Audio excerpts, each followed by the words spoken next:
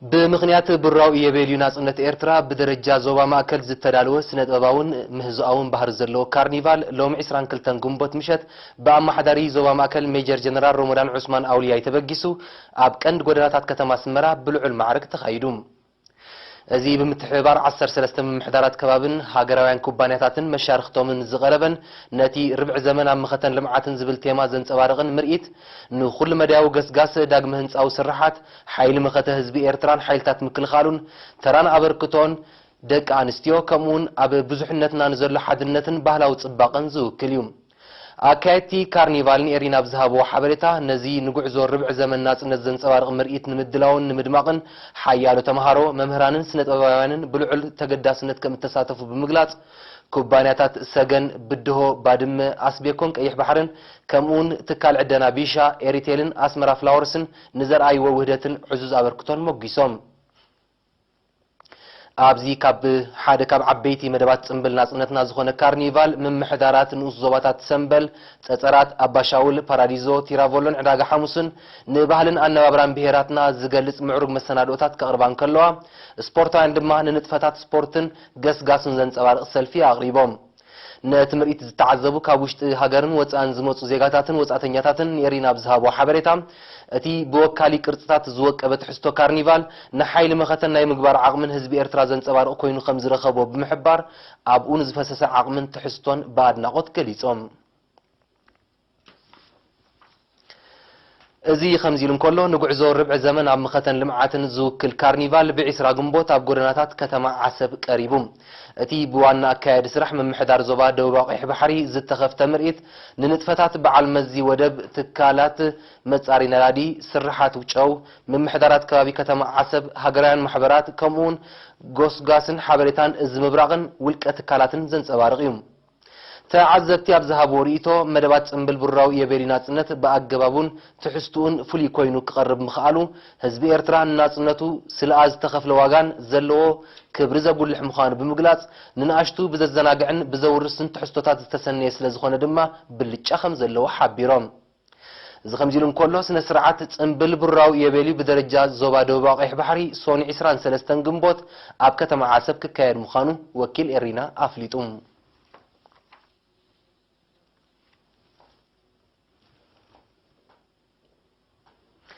سنبل براو يبيلي ناصنت نمدماق بدرجة كبابن زوبان سفيح مدلوات ككايد مسنحو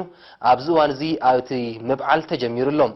أب زوبا غاش باركا نستخايد سنبل عملكيتو وكيل إرينا أكال مبرحتون زدالو تبصاب حيالهم برغة كأربايوم دهرناغا دهرناغا تلكتارو دهرناغا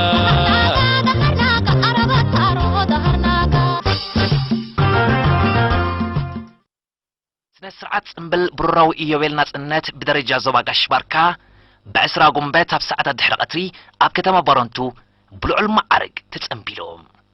أب تلعلو السبسلطانن بأشحات زغطر نبار الزوبان استرخبو لتسنبل زتفلاليان أسان زوباتات استساتفوك قدد ماقمال مرئيت مرشا باند مرئيت سلف السراويت بحلاون سنت باباون مسانا رؤتات كمون مرئيت تسانات قريبوم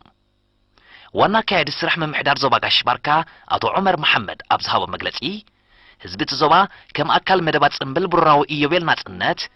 نتان أستات ورحي عودت زقبرت شيق ناصنت بأزيو معروك كبري كم زعجبا هزب دما بب كبابيو نمعالت ناصنتو زبكع سنبلاتي كايد كم زلا بملكات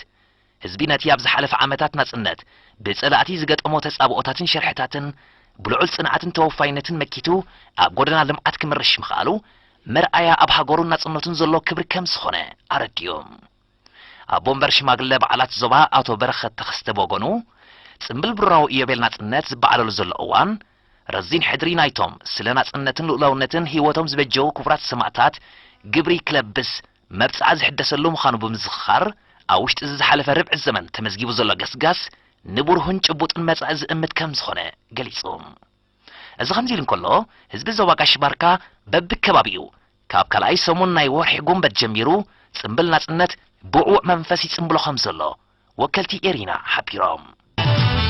يعتمت سواتي من عذاب تراخت من النهضة بقارك حسن ستك وحسن أتتاتا ششاي نبوت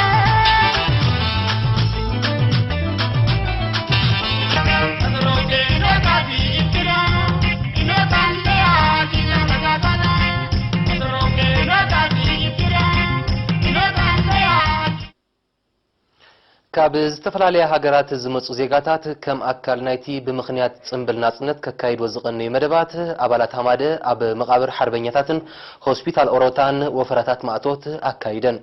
ወኪል ኤሪና ዮናታን ይዕብዮን ዘዳለዎ ጸብጻብ ሊድያ ተክለማርያም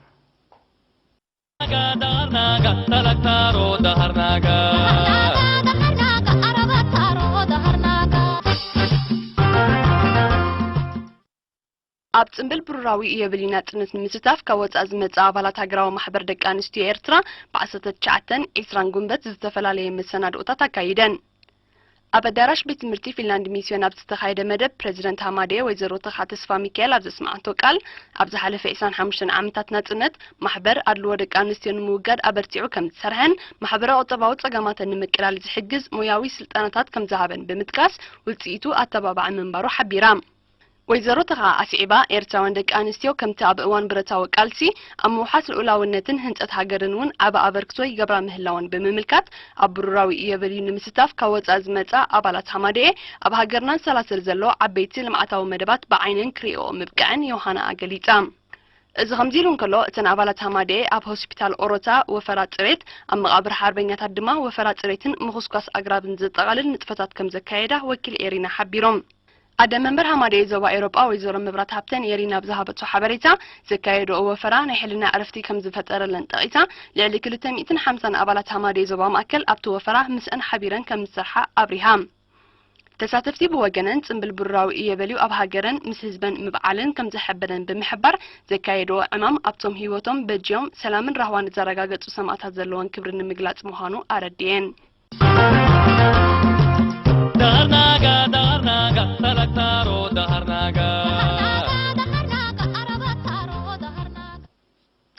ኣብ ቀጽሪ ኤክስፖ ንምርኢት ቀሪቡ ዘሎ መሰናድኦታት ኣካል ናይቲ ጽምብል ናጽነት ንምድማቕ ዝካየድ ዘሎ መደባት እዩ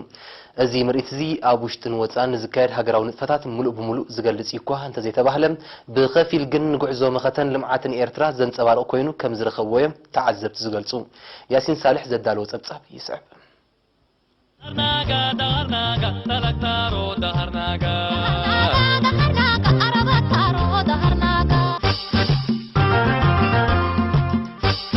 ብምኽንያት ጽምብል ብሩራዊ እየበልዩ ናጽነት ኤርትራ ኣብ ቀጽሪ ኤክስፖ ንምርኢት ቀሪቡ ዘሎ ቁሸት ገድልን ቁሸት ደቂ ሓደ ልብን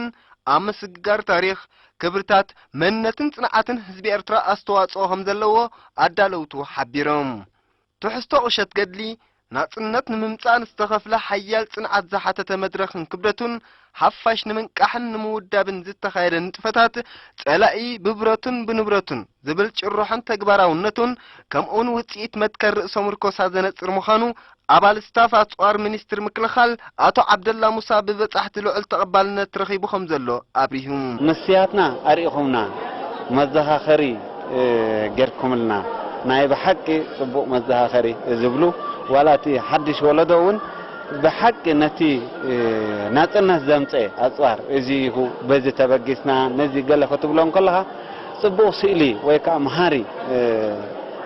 ዝኾነ ኣተሓሳስባ ወይ ከዓ ረኣያ ሂብኩምና ኢሎም ርእቶታት ይጽሕፉልና እዮም ብኤርትራዊ ማሕበረ ኮማት ኣብ ኣፍሪቃ ማእከላይ ምብራቕ ኤውሮጳ ሰሜን ኣሜሪካ ካናዳን ሱዳን ንምርኢት ቀሪቡ ዘሎ ትሕዝቶ ድማ ንንጥፈታት ናይተን ማሕበረ ኮማት መኸተአን አንጻር ተጻብኦታትን ካልእን ዝገልጽ ኮይኑ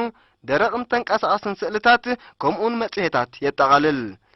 ኣባል ማሕበረ ኮም ኤርትራ ኣብ ሪያድን ከባቢኣን ኣቶ ግርማይ አፈወርቂ ተጻብኦታት ኣብ ምካትን ሓቀኛ ምስሊ ኤርትራ ኣብ ዓለም ንምጉላሕ ዝካየዱ ንጥፈታት በኸፊል ቀሪቦም ምህላዎም ጠቒሱ ኣብ ደገን ዝውለዱ ህፃናት ታሪኽ ሃገሮምን ህዝቦምን ንኽፈልጡውን ካልእ ቃልሲ ከም ዘካይዱ ሓቢሩ ብዙሕ ሓጎጽጎጻት ሓሊፉ እንድዩ ሕጂ ኣብዚ ውሽጢ ብዙሕ ሓጎጽጎጻት ግን ነቕ ከይበልና ምእንቲ ዝሃገር እዚኣ ምስ ዝሃገር እዚኣ ኮይንና ባህልታትና ከይተሓፋሓቆ ክብርታትና ከይተፋሓቆ ክብርታትና ኣብ ምውርራስ ነቲ መጻ ወለዶ እድሰራሕና እዩ ኣባል ማሕበረኮም ኤርትራውያን ነበርቲ ጅዳን ከባቢያን ኣቶ ዓብደል ከሪም መሐመድን ኣባል ማሕበረኮም ኤርትራውያን ነበርቲ ኢጣልያ ኣቶ ኤንሪኮ ሰባስቲያንን በወገኖም ንድምቀት ጽምብል ናጽነት ንምርኢት ቀሪቡ ዘሎ ትሕዝቶ ጭልፋ ካብ ባሕሪ ምዃኑ ብምጥቃስ ብዛዕባ እቲ ኣብ ወጻኢ ዝካየድ ቃልሲ ገለ ስእልን መልእኽትን ከመሓላልፍ ዘለዎም ጽኑዕ እምነት ገሊጾም ናይ ኩሉ ናይ 25 ዓመት ዝሓለፈ ምስተታፍን ስራሓትን ኩሉ ብማሕበርኩም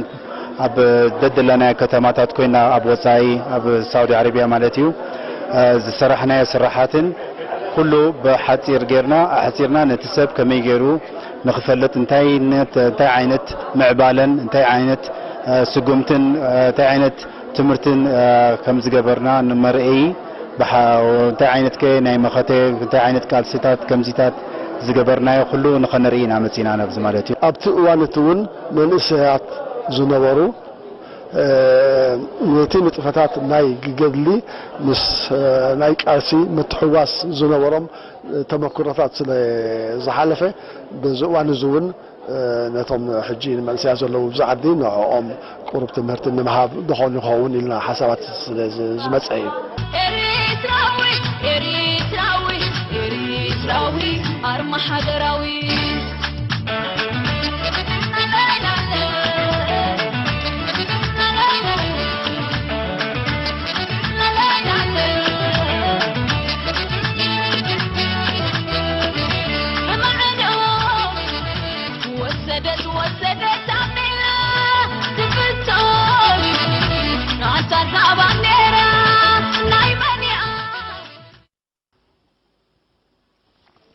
ኣብ ኢራፋይለን ዞባ ፎሮ ብልዕሊ 7 ሚልዮን ናቕፋ ዝተሰርሐት ሓዳስ መደበር ጥዕና ብ18 ግንቦት ተመሪቓ እታ መደበር ጥዕና 8 መርኣይ መደቀስን ሕሙማት ሓደ ፋርማስን ሓደ ቤት ጽሕፈትን ዘጠቓልል ክፍልታት ከምኡውን 2 ክሽነን 3 ዓይኒ ምድርን ኣለዋ ሚኒስተር ጥዕና ኣሚና ኑር ሕሴን ነታ መደበር ጥዕና መሪሪቓ ድሕሪ ምኽፋት ኣብ ዘስማዓቶ ቃል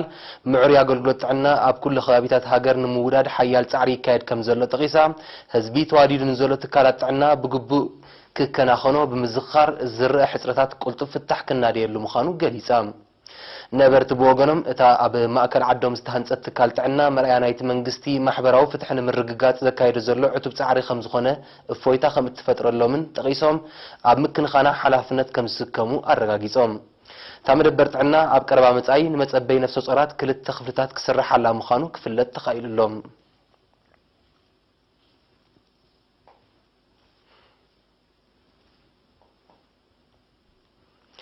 ብምኽንያት ብራዊ የቤልዩ ናጽነት ኤርትራ ንዝኽሪ ስውእቲ ሓርበኛ ስነጥበባዊት ኣዴና ዘይነብ ያሲን ዝተዳለወ መሰናድኦታት ብ20 ግንቦት ኣብ ኣስመራ ቀሪቡ ኣብቲ ላዕለዎት ሰበስልጣን መንግስትን ግንባርን ከምኡውን ዕዱማት ኣጋይሽ ዝተረኽብሉ ስነ ስርዓት ዝቐረበ ትሕዝቶ ታሪክ ህይወት ስውእቲ ኣዴና ዘይነብ ያሲን ተራ ኣብ ሓርነታዊ ቃልሲ ሓርበኝነታ ከምኡውን ግጥምታታ ዘጠቓለለ እዩ ገዲም ተጋዳሊት ለተኺዳን ካሕሳይ ስውእቲ ኣዴና ዘይነብ ያሲን ሓንቲ ካብተን ተቃሊሰን ዘቃልስ ኣዴታት ኤርትራ ምዃና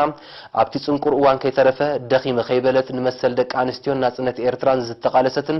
ብኣብነት ዝመርሐትን ከም ዝኾነት ገሊጻ ኣብ መወዳእታ ሚኒስተር ፍትሒ ፈውዚ ሃሽም ብስም ሓርበኛ ስውእቲ ኣዴና ዘይነብ ያሲን ዝተዳለወ ሽልማት ንስድራ ቤት ኣረኪባ